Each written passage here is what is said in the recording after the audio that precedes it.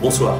Le procès d'Éric Zemmour est l'application concrète du dialogue de Machiavel et Montesquieu aux enfers, dialogue dans lequel Machiavel expose à Montesquieu l'idée suivante: nous créerons nos propres soupapes de sécurité.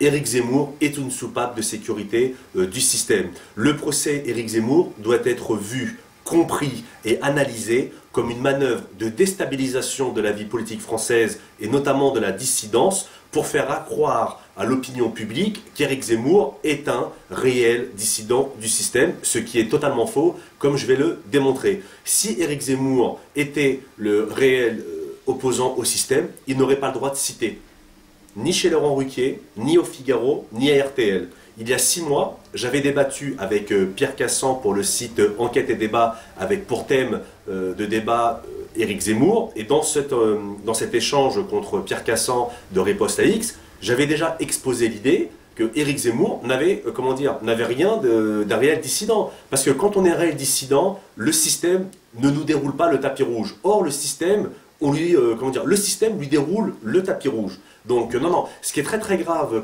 dans cette affaire, c'est qu'il y a, il y a des Français en général et des catholiques en particulier pour s'enticher d'Éric Zemmour. Alors, pour rappel, à l'époque, déjà il y a quelques mois, il y avait eu une manifestation de soutien devant le Figaro, me semble-t-il, manifestation de soutien organisée par Thibault Vincendo, responsable des jeunes à l'époque du mouvement pour la France, de Philippe de Villiers. Philippe de Villiers, on se rappelle, dans le point de décembre 2010, avait quand même dit que la religion catholique était un truc de malade, un truc de ringard, enfin, en 2 mots, que les catholiques sont des fous, des dingues. Bon, aujourd'hui, à quoi on a affaire?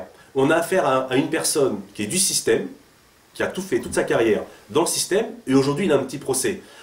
Ce procès, c'est le chiffon rouge que le système agite pour dire, vous voyez, il y a une vraie opposition, elle existe. Or non, c'est pas une vraie opposition, c'est un leurre. Il y a beaucoup de gens, en France, qui ont intérêt ou qui auraient intérêt à transformer le procès Zemmour en affaire Zemmour. Alors déjà, par le passé, à la fin du 19e siècle, on avait déjà eu l'affaire Dreyfus. Donc aujourd'hui, vous voyez, les schémas se répètent. Ce sont toujours les mêmes qui sont, ce sont toujours les mêmes qui servent en fait de diviseurs communs au pays. Donc non, il faut vraiment pas tomber dans le piège et il faut démasquer ce que moi j'appelle les faunés. Ce qui est très intéressant avec par exemple Philippe de Villiers, c'est que ces déclarations dans Le Point ont en fait finalisé le travail qu'avec d'autres je faisais pour expliquer que Philippe de Villiers était un fauné. Pour Éric Zemmour, la ficelle est un petit peu plus, fine, donc il faut faire preuve de beaucoup plus de pédagogie.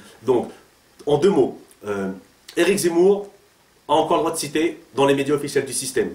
Donc, ce n'est pas un réel dissident. La deuxième chose, c'est qu'en France, il y a des sujets très importants. Soit on en parle, soit on fait mimuse. Éric Zemmour n'en parle pas. Quels sont ces 3 sujets? Est-ce que la République est le parti de l'étranger? Est-ce que la démocratie est un système intrinsèquement mauvais et pervers? Et le 3e point, ce sont des sujets historiques et des questions politiques dont on ne peut pas parler parce que la loi réprime en France le délit d'opinion. Est-ce qu'Éric Zemmour parle de ces 3 sujets? Non. Donc Éric Zemmour est totalement du système. Le système, comme je l'ai dit, a une capacité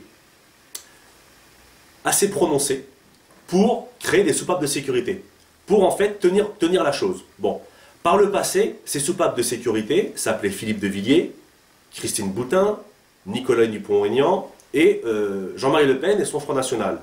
Aujourd'hui, le système a peur, parce qu'il voit que ça commence à bouger. Grâce à Internet, le système n'est pas très serein. Donc, qu'est-ce qu'il fait? Il suscite encore une fois des faux opposants. Ces opposants, qui sont-ils? C'est pas compliqué. Ce sont des Christian Van Est, des Xavier Lemoyne, du Bloc identitaire, et la dernière en date, Marine Le Pen. Bon, une fois qu'on a dit ça, on a tout compris. Il y a des gens qui s'opposent réellement et frontalement au système. Il y a des gens qui sont là pour amuser, la galerie et qui ne parlent pas des vrais sujets. Donc le procès Éric Zemmour doit être vu et compris comme une manœuvre de déstabilisation, et c'est pour ça que, il faut que les Français en général et les catholiques en particulier soient très très vigilants de ce qu'ils voient dans les journaux du système et ce qu'ils entendent à la radio et à la télévision. Si Éric Zemmour représentait une réelle menace pour le système se serait occupé de lui. Or, aujourd'hui, ce n'est pas le cas. Donc, il faut vraiment, comment dire, opérer une rupture. Mais c'est dur à comprendre, parce que quand on est dedans avec l'influence du système, mais il faut vraiment opérer une rupture radicale quant à la compréhension des événements. Dès que le système vante quelqu'un, il faut comment dire, s'en méfier. Pendant des mois, le système a vanté Marine Le Pen, il y a un danger. Le système vante Éric Zemmour, il y a un danger. Donc non, Éric Zemmour est un leurre, et il faut vraiment, dégonfler cette baudruche. Ce qui est dommage, c'est que les catholiques vont toujours chercher leur force et leur intelligence et leur courage chez des gens qui ne sont pas catholiques. Donc au siècle dernier, on a eu Charles Maurras. Là, au début de ce siècle, on a Éric Zemmour. Quand on voit Éric Zemmour, et ce n'est pas méchant, mais quand on voit Éric Zemmour, il n'est pas très viril. Je n'imagine pas Éric Zemmour sur un ring de boxe. Je n'imagine pas Éric Zemmour faire de la boxe. Et c'est là, en fait, on voit, d'un point de vue sociologique, la déliquescence de cette société qui va chercher sa virilité chez quelqu'un comme Éric Zemmour. C'est là vraiment où on se dit qu'on a plus qu'atteint le fond, c'est qu'on creuse notre trou. Donc non, il faut vraiment faire attention, être très très vigilant par rapport aux manipulations médiatiques et essayer de réfléchir. Donc le procès Zemmour est une tentative de déstabilisation à laquelle il faut être vigilant et ne pas tomber dans le piège, parce que le système n'attend qu'une chose, c'est qu'on aille dans ces voies de garage. Voies de garage aujourd'hui qui sont matérialisées par deux mouvements principaux, le bloc identitaire et le Front National de Marine Le Pen, et dedans, l'intellectuel soi-disant dissident, c'est Éric Zemmour. Donc non, il faut refuser la collaboration avec ces gens-là, pour la simple et bonne raison que politiquement, ils ne sont pas fréquentables, parce qu'ils ne parlent pas des trois sujets dont j'ai parlé tout à l'heure, et le fameux point, le troisième point,